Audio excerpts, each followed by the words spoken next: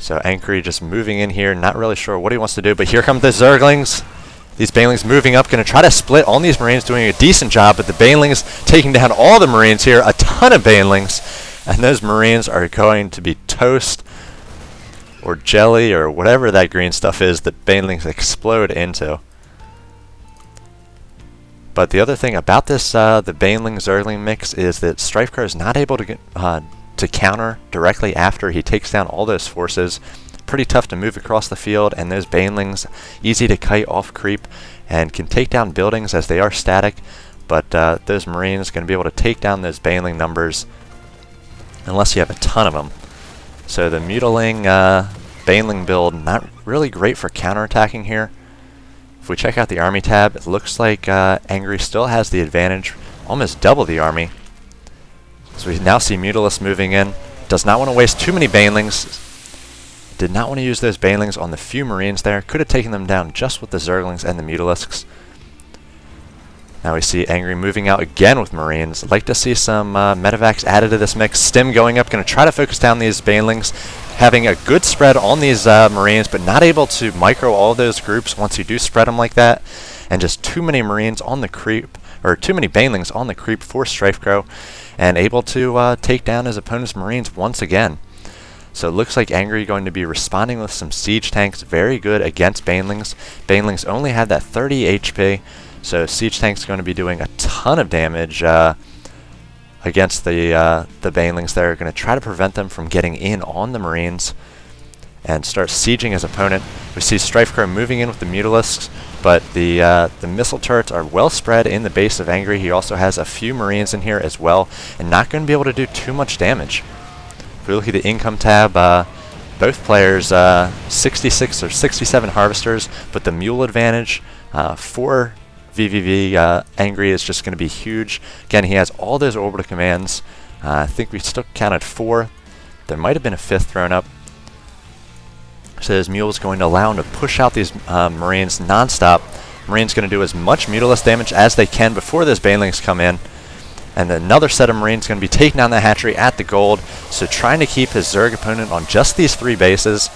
Strifecro cleaning it up quite easily every time, but just not able to expand. He has taken this northern expansion, so he is on 4 bases. He also has a macro hatch in his natural here, and he's now expanding to the southern position as well. But these bases in the north and south are going to be difficult to defend with the Banelings. Can't get them there in time. The Marines should be able to stim up and take down those hatcheries if they find them.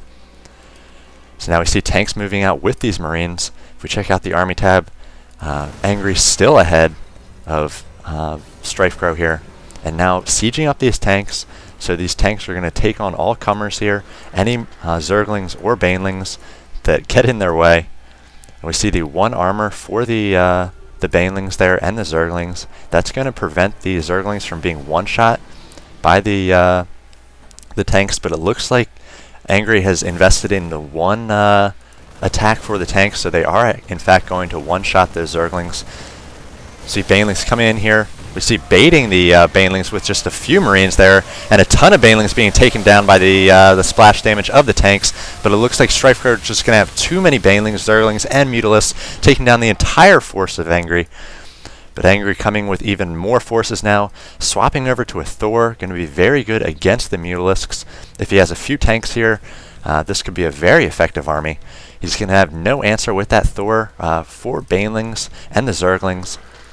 So he needs to add a few tanks to this mix, but Strifecro doing his best to create a bunch more units. 10 Zerglings on the way, along with 5 Mutalisks. Strifecro cleaning up those towers, wants to deny sight for his Terran opponent.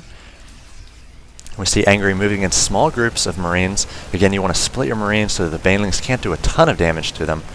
And the Thor coming in here going to be very good against the Mutalisks when they come in, doing the light javelin missiles. 4 attacks for 14 damage against light, so a ton of damage against the Mutalisks there. See a lot of Banelings coming in for Strifecro. And now using these Queens as well, perhaps to tank a little bit of damage. We see drops in the base of Strifecro in his main. Also a lot of action in the southern portion here. A lot of Marines going down to these Banelings, and again easily cleaned up. But in the main, we do have it drop and trying to take down the Marines before they can do too much damage. See a Thor coming in. The Thor could be easily taken down by these Banelings and these Zerglings. The Thor, again, with that single attack, cannot target down these Zerglings in time. Should be trying to take down these Queens. And it looks like Strifecro able to clean up both the southern and the northern, having to take a little bit of drones in here to take down these Marines. The healing of the medevac is going to keep these Marines up, and they're just plowing through these drones. So that did not work out how Strifecro wanted it, and it looks like these Marines, the 5 of them, just Hero Marines, going to be able to take on the base of Strifecro until he gets some more units.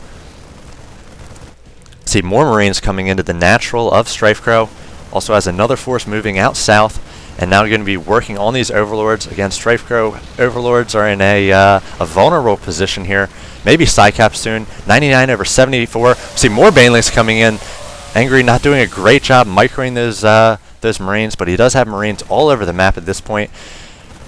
The Marines in the main are still just focusing down important tech structures, trying to take down that Spire before the +2 attack finishes.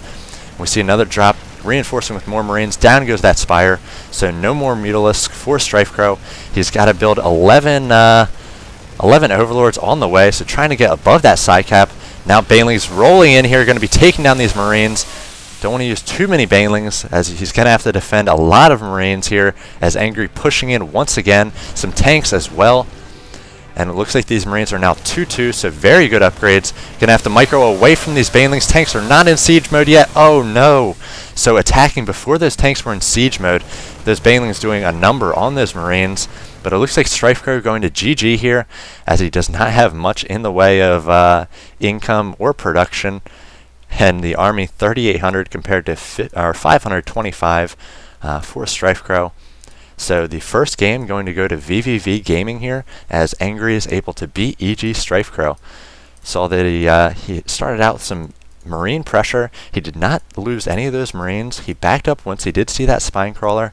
He took that opportunity to get up an expansion and just to start a large macro game where he was going to be producing a ton of Marines. He got up a lot of in-base orbital commands, was able to use those to rocket ahead in the economy, use a ton of mules, and really just throw more Marines at his opponent than Strifecro could handle.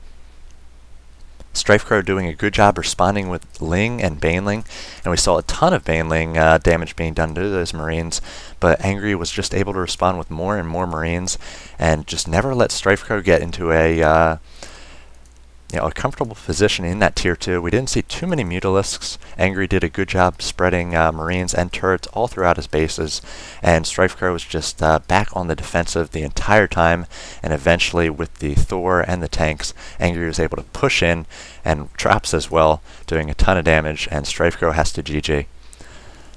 So go ahead and bring you game 2 of this clan war coming up right now. Hopefully you enjoyed this one, and I'll see you there.